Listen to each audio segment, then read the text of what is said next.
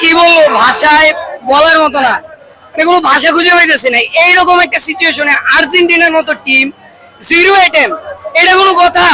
এটা কোনো কথা? আমরা এত আবেগ নিয়ে আসছি খেলা দেখতে, এত ভালোবাসা নিয়ে আসছি খেলা দেখতে, কই এগুলা?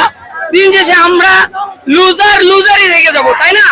2014 সালে যেরকম জার্মানি গেছে লাস্টে এসে গোল খাইলো, সেম সিচুয়েশনে সেম স্টেজে এসে আর্জেন্টিনা আজকে স্পেনের কাছে লাস্ট স্টেজে এসে গোল খাইলো। এটা মানানো হতো না। আমি আমার আবেগের জায়গা ধরে রাখতে পারতেছি না, মানে আমার লিটারেলি আমার চোখে দিয়ে পানি বেরিয়েছে, কিন্তু আমি আর পারবো না, আমি আর কথা বলতে করতো ভাই, বিক্রম ভুট্টা ভুট্টা ভাই অনেক কষ্ট লাগতো। আজ কিছুটার পরে বুকটা চেঞ্জ হয়ে গেছে ভাই।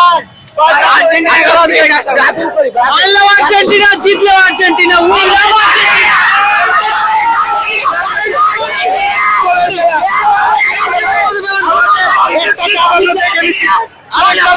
ফাইনাল খেলা, এটা কম বড় কথা নয়।